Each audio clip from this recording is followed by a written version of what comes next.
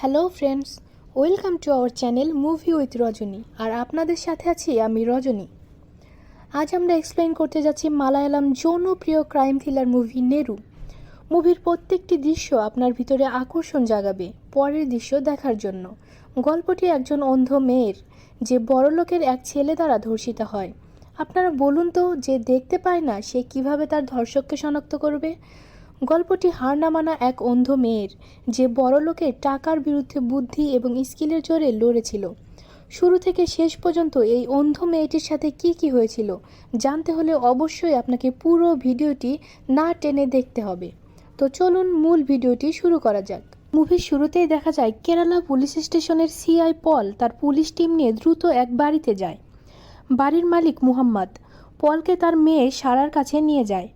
CI পল বাড়ির সবার সাথে কথা বলে। সারা ছিল অন্ধ, আর এই অন্ধ সারার ধর্ষণের খবর পেয়েই পুলিশ এসেছে। সারাকে হসপিটালে নিয়ে যায় তার মেডিকেল পরীক্ষা করার জন্য। তারপর ম্যাজিস্ট্রেটের কাছে সেই স্পষ্ট স্টেটমেন্ট দেয়। বাড়িতে সারার বাবা মায়ের একটাই চিন্তা, তাদের মেয়ে অন্ধ, সে ধর্ষককে দেখতে পায়নি, প্রত্যক্ষ কোনো সাক্ষীও নেই, কিভাবে তারা ন্যায় বিচার পাবে? সারা এসব শুনতে পায়। পরদিন সারা সবাইকে অবাক করে দেয়, সে তার ধর্ষকের একটা স্কাল্পচার বানিয়েছে। আসলে সারা 12 বছর বয়সে অন্ধ হয়েছে, তার আগেই সে স্কাল্পচার বানানো শিখেছিল। পুলিশ এটা দেখে অবাক হয়ে যায়, কারণ একজন অন্ধ মানুষ কিভাবে স্কাল্পচার বানাতে পারে। সারা জানায় ধর্ষণের সময় সে ধর্ষকের মুখে হাত বুলিয়ে তার চেহারা অনুভব করেছিল। সারার বাবা স্কাল্পচারের ছেলেটিকে চিনতে পারে। সে জানায় স্কাল্পচারের এই লোকটি ঘটনার আগের দিন পাশের বাসার বিনোদের কাছে এসেছিল। পুলিশ তখন বিনোদের থেকে বেশ কিছু তথ্য নেয়।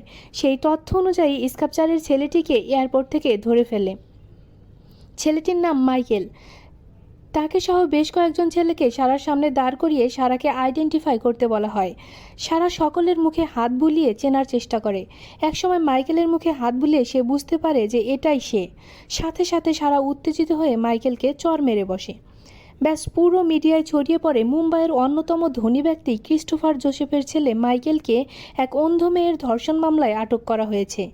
এই মাইকেলের বিয়ে ঠিক হয়ে আছে সিএমের মেয়ের সাথে। এ খবর ছড়িয়ে পড়লে জোসেফ তার ছেলের সাথে থানায় দেখা করে। তারপর কেস নিয়ে শহরের সবচেয়ে খ্যাতিমান আইনজীবী রাজশেখরের কাছে যান। আইনজীবী রাজশেখর পরামর্শ দেয় যে ধর্ষণ মামলা থেকে মুক্তি মেলা খুবই কঠিন, তবে যদি ধর্ষিতা মেয়েটির পরিবারের সাথে মিটমাট করে কেস তুলে নেওয়া যায় সেটাই বেস্ট হবে। জোসেফ তখন ধর্ষিতা সারার দুই ভাইকে ডেকে এনে মোটা টাকার লোভ দেখায়। এই দুই ভাই সারার সৎ ভাই ছিল। সারার বাবা মুহাম্মদ তার আগের স্ত্রী এবং এই দুই ছেলে থাকা সত্ত্বেও সারার মাকে বিয়ে করেছিল। যা হোক, সারার সৎ ভাইরা তাদের বাবাকে বোঝাতে চায় যে কিছু টাকা নিয়ে কেস তুলে নেওয়াই ভালো হবে, না হলে অত বড় ধনী লোকের সাথে লাগতে গিয়ে তাদেরই ক্ষতি হবে। কিন্তু মুহাম্মদ তাদের কথায় কান না দিয়ে তাদেরকে বের করে দেয়, কারণ সে ন্যায় বিচার চায়। এরপর কোর্টের প্রথম শুনানির দিন আসে। সেখানে মাইকেলের উকিল রাজশেখর, সে যুক্তি দেখায় যে ভিকটিমের শরীরে কোনো আঘাত কিংবা জবরদস্তির চিহ্ন নেই, আর সে তো চোখেও দেখে না। শুধু শুধু একটা স্কাল্পচারের উপর নির্ভর করে এটা মানা যায় না যে মাইকেল সারাকে ধর্ষণ করেছে। তাছাড়া স্কাল্পচারকে বানিয়েছে তারও কোনো সত্যতা নেই। রাজশেখরের এসব শক্ত কথার জবাবে সারার উকিল তেমন কোনো যুক্তি দেখাতে পারে না, তাই কোর্ট মাইকেলকে বেল দিয়ে দেয়। এদিকে সিআই পলের বদলি হবার নোটিশ আসে, কিন্তু পল সারার কেসে ন্যায় বিচার পাওয়ার চেষ্টা করে। তাই তার পরিচিত এক মেয়ে অহনার মাধ্যমে একজন স্পেশাল পাবলিক প্রসিকিউটরের কাছে যায়, অ্যাডভোকেট বিজয় মোহন, যে অনেক দিন হলো কোর্ট কাছারি থেকে ভীষণ দূরে আছে। এখানে তাদের কথাবার্তায় বোঝা যায় অ্যাডভোকেট বিজয় আর ডিফেন্স লয়ার রাজশেখরের মাঝে অতীতের কোনো দ্বন্দ্ব রয়েছে, কিন্তু বিজয় এই কেসটি নিতে চায় না। অহনা অনেক বোঝানোর পরেও বিজয় রাজি না হলে অহনা একবার অন্ধ সারার সাথে দেখা করতে বলে। বিজয় সারার সাথে দেখা করলে সারার ইনোসেন্ট মুখের দিকে তাকিয়ে মায়া হয়, কিন্তু তবুও বিজয় বলে যেহেতু সে অনেক দিন হলো তার এই পেশা থেকে দূরে রয়েছে, তাই সে লড়তে পারবে কিনা সন্দেহ। সে কিছুতে নিজের প্রতি কনফিডেন্স আনতে পারছে না। তখন সারা তার জীবনের কিছু কাহিনী শোনায়। ছোটবেলায় সে তার বাবাকে হারিয়েছে, আর একটু বড় হয়ে নিজের চোখ হারিয়েছে, আর এখন যা হারিয়ে ফেলেছে তা হলো তার সম্মান। তবে সে অপেক্ষায় থাকবে, তার বিশ্বাস কেউ না কেউ তাকে অবশ্যই সাহায্য করতে আসবে।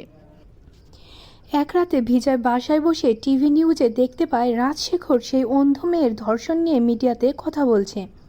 মিডিয়ার সামনে অবলীলায় বলে যাচ্ছে যে বড়লোকের ছেলেকে ফাঁসিয়ে কিছু টাকা নেওয়ার ধান্দা করেছে মুহাম্মদ, সেজন্যই নিজের অন্ধ মেয়েকে ব্যবহার করছে। এবার বিজয় অনেক ভেবেচিন্তে সারার কেসটি লড়ার সিদ্ধান্ত নেয়। বহু বছর পর অ্যাডভোকেট হয়ে কোর্টে পৌঁছে যায় বিজয়। রাজশেখর তাকে দেখে কিছুটা অবাক হয়। শুনানি শুরু হয়ে গেলে বিজয় সারার বাড়ির কাজের মেয়ে সীমাকে জিজ্ঞাসাবাদ করতে থাকে। সীমা জানায় ঘটনার দিন ম্যাডাম স্যার দুজনেই সকালে বিয়েবাড়ির দাওয়াতে গিয়েছিল। তারা যাওয়ার কিছুক্ষণ পর সীমাও ব্যাংকে চলে যায়। এ সময় সারাকে কেউ একা পেয়ে এটা করেছে। হয়তো সে ছাদের দিকের দরজা দিয়ে ঢুকেছিল আর ব্যাংক থেকে এসে সে সারার এরকম অবস্থা দেখতে পায়। তখন রাজশেখর বলে বাড়ির দুটো চাবি, একটা সীমার কাছে থাকতো আর অন্যটা থাকতো মুহাম্মদের কাছে। সীমা ওই সময় ব্যাংকে যাবে এবং বাড়িতে সারা একা থাকবে, এটা মুহাম্মদ কিন্তু জানতো। সে তার কাছে থাকা চাবি দিয়ে এই ফাঁকে বাড়িতে ঢুকতে পারে, আর ছাদের দরজা তো সে নিজেই খুলে রাখতে পারে। কাজের মেয়ে সীমা এসব শুনে ভয়ে কনফিউজড হয়ে যায়। সে আর কিছুই কনফিডেন্টলি বলতে পারে না।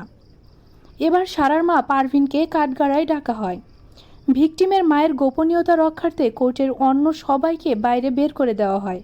পারভিনের কাছে থেকে জানা যায় ঘটনার আগের দিন তারা সারাকে বিয়ে বাড়িতে যাওয়ার কথা বলে, কারণ তারা যাওয়ার পর সীমা ব্যাংকে যাবে, বাড়িতে তখন সারা একা থাকবে। এসব বলার মুহূর্তেই মাইকেল তাদের বাড়িতে গিয়ে বিনোদের ঠিকানা জানতে চায়। অর্থাৎ ওই সময়ই বিনোদ জানতে পারে যে পরদিন অন্ধ সারা বাসায় একা থাকবে। এ সময় রাজশেখর পারভিনকে বিব্রত করার জন্য তার ব্যক্তিগত জীবন নিয়ে বাজে কথা বলতে শুরু করে। সে বলে পারভিন টাকার লোভে মুহাম্মদের স্ত্রীর সন্তান থাকা সত্ত্বেও মুহাম্মদকে বিয়ে করেছে, আগের স্বামীকে ঋণের দায়ে ফেলে আত্মহত্যা করাতে বাধ্য করেছে। তো এই ধরনের ক্যারেক্টারলেস মহিলা বেশি টাকা পাওয়ার লোভে নিজের অন্ধ মেয়েকে দিয়ে ব্যবসা করাতেই পারে।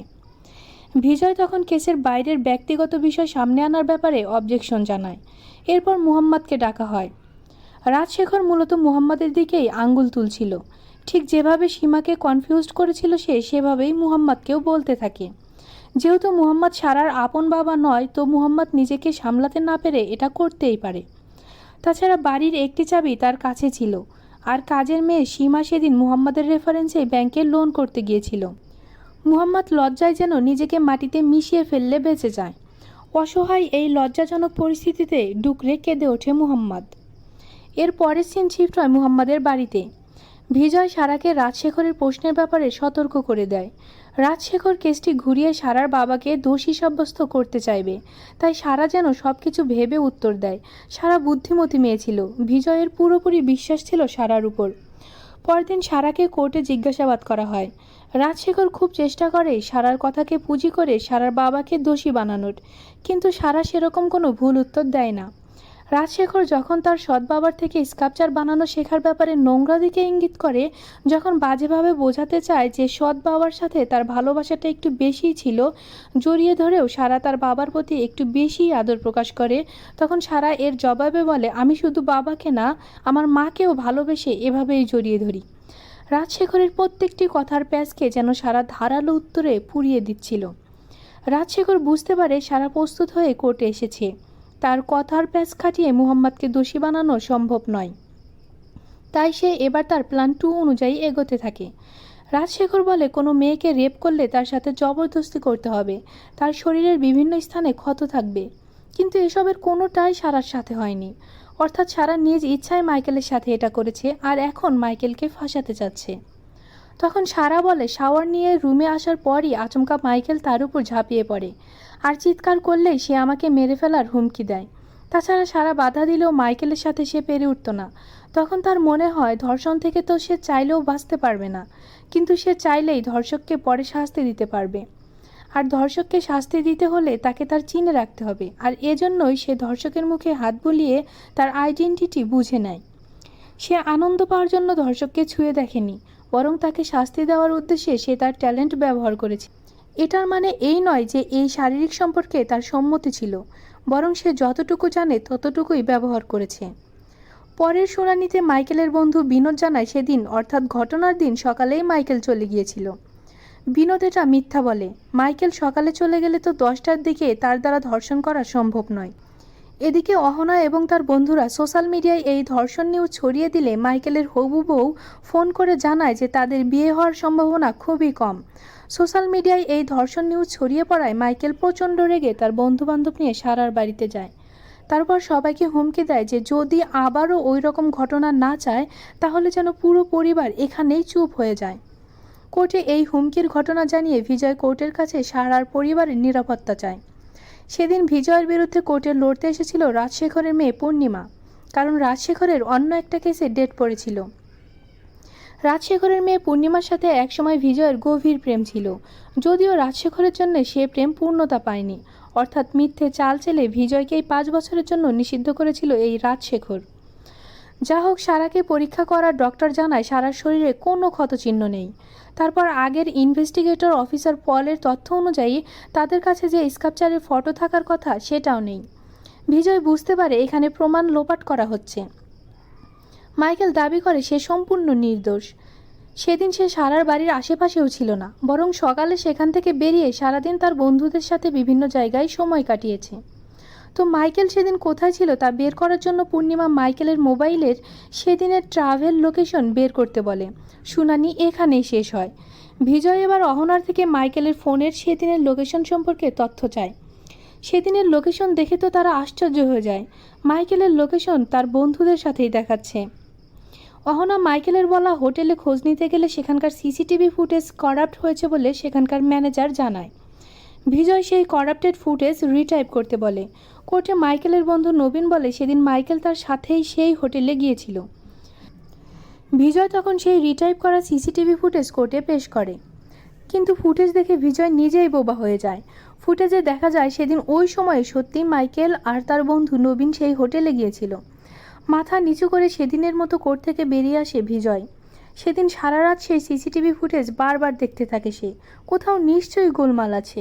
পরের শুনানিতে কোর্টের চমক দেখায় বিজয়। হোটেলের ম্যানেজার সাক্ষী দেয় যে সে ওই ফুটেজটি এডিট করেছিল। বিজয় ফুটেজ দেখিয়ে বুঝিয়ে দেয় যে ওই ভিডিওতে যখন মাইকেলকে দেখা যায় ওইটুকু সময়ে ভিডিওর আয়নাতে একটু পাত্র দেখা যায়, আর মাইকেল আসার আগে কিংবা চলে যাওয়ার পরে আয়নাতে পাত্রটি দেখা যায় না। এডিটর এই সামান্য ভুলেই বিজয়ের চোখে ধরা পড়েছে। ম্যানেজার তখন জানায় এটি করার জন্য তাকে নির্দেশ দিয়েছিল অ্যাডভোকেট রাজশেখর। সে এ বিষয়ে একটা ভিডিও দেখায় যেখানে রাজশেখরকে দেখা যায় ভিডিও এডিটিংয়ের নির্দেশনা দিতে। রাজশেখরের দোষ প্রমাণিত হলে কোর্ট তাকে এই কেস থেকে অব্যাহতি দেয়, তাই কেসের বাকি দায়িত্ব নেয় পূর্ণিমা। এবার বিজয় কথা তোলে মাইকেলের ফোন লোকেশনের বিষয়ে।